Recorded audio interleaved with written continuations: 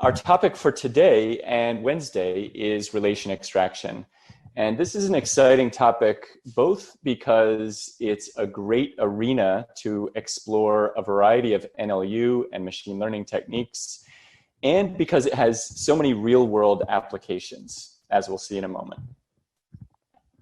So here's an overview of the next two lectures. I'm going to start by describing the task of relation extraction, what it is, why it matters, and how we might approach it.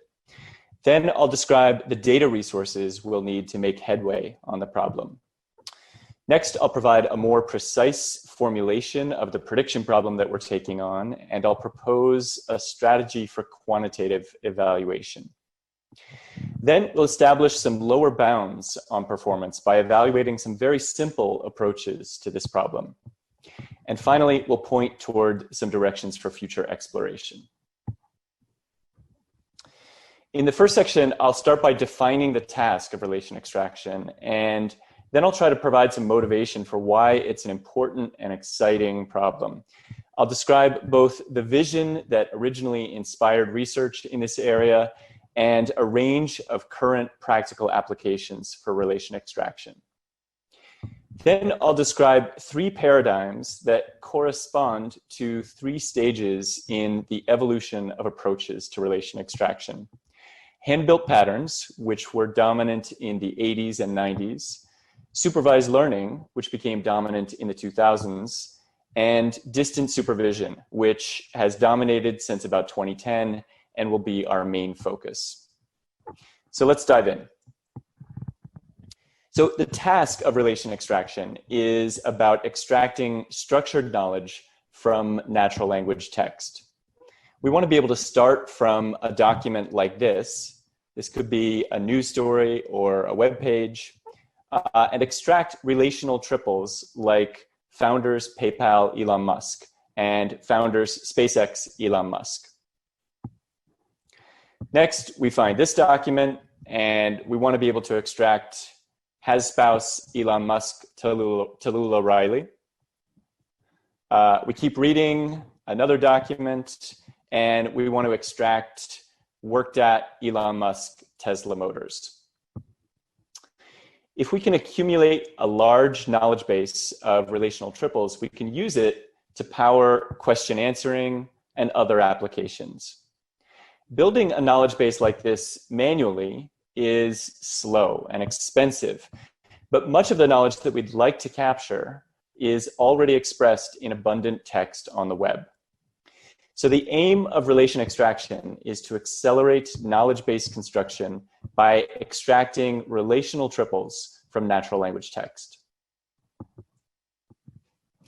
Here's a nice articulation of the vision for relation extraction. This is from Tom Mitchell, who is the former chair of the machine learning department at CMU.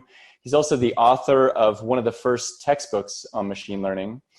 By the way, he was also the PhD advisor of Sebastian Thrun and Oren Etzioni. He wrote this piece in 2005 describing a vision for machine reading. And he offered to bet a lobster dinner that by 2015, we will have a computer program capable of automatically reading at least 80% of the factual content on the web and placing those facts in a structured knowledge base. I think we've come pretty close to achieving that goal. And this is exactly the goal that relation extraction aims at, to extract structured knowledge from unstructured text. One of the things that makes relation extraction an exciting topic is the abundance of real-world applications. For example, nowadays, intelligent assistants like Siri or Google can answer lots of factual questions like, who sang Love Train? To do this, they rely on knowledge bases, or KBs, containing thousands of relations, millions of entities, and billions of individual facts. There are many different strategies for building and maintaining and extending these KBs, but considering how enormous they are and how quickly the world is creating new facts, it's a process that you want to automate as much as possible. So more and more, relation extraction from the web is hugely strategic for Apple and Google and other companies. In fact, in 2017, Apple spent $200 million to acquire a startup called Lattice, which was co-founded by Stanford professor Chris Ray, whom some of you may know, specifically for this purpose.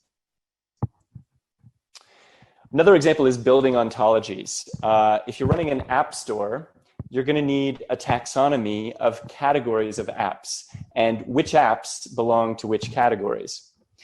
One category of apps is video games, but if you're a gamer, you know that there are subcategories and subcategories and subcategories of video games.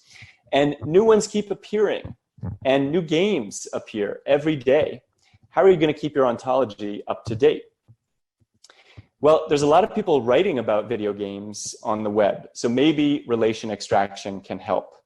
The relation between a category and a subcategory, or between a category and an instance of the category, can be a target for relation extraction. And similarly, you can imagine using relation extraction to help build or maintain ontologies of car parts or companies or viruses. Another example comes from bioinformatics. So every year there are thousands of new research articles describing gene regulatory networks. If we can apply relation extraction to these articles to populate a database of gene regulation relationships, then we can begin to apply existing, well-understood data mining techniques. We can look for statistical correlations or apply clever graph algorithms to activation networks. The sky's the limit. We've turned something that a machine can't understand into something that a machine can understand. So let's turn to the question of how you'd actually solve this problem. The most obvious way to start is to write down a few patterns which express each relation. So for example, if we want to find new instances of the founders relation, so we can use patterns like X is the founder of Y, or X comma who founded Y, or Y was founded by X. And then if we search a large corpus, we may find sentences like these that match these patterns and allow us to extract the fact that Elon Musk founded SpaceX. So this seems promising, and in fact, this was the dominant paradigm in relation extraction in the early days. But this approach is really limited. The central challenge of relation extraction is the fantastic diversity of language, the multitude of possible ways to express a given relation. For example, each of these sentences also expresses the fact that Elon Musk founded SpaceX. But in these examples, the patterns which connect Elon Musk with SpaceX are not ones that we could have easily anticipated. They might be ones that will never recur again. So to do relation extraction effectively, we need to go beyond hand-built patterns. So around the turn of the century, the machine learning revolution came to the field of NLP, and people began to try a new approach, namely supervised learning. So you start by labeling your examples. So these three examples are positive instances of the founders relation. So these are the positive examples. These two are negative examples. Now that we have labeled training data, we can train a model. And it could be a simple linear model that uses a bag of words representation and assigns higher weights to words like founder and established that are likely to indicate the founder's relation. Or it could be something more complicated. In any case, this was a hugely successful idea. Even simple machine learned models are far better at generalizing to new data than static patterns. But there's a big problem. Manually labeling training examples is laborious and time-consuming and expensive. And as a consequence, the largest labeled data sets that were produced had only tens of thousands of examples, which by modern standards seems puny.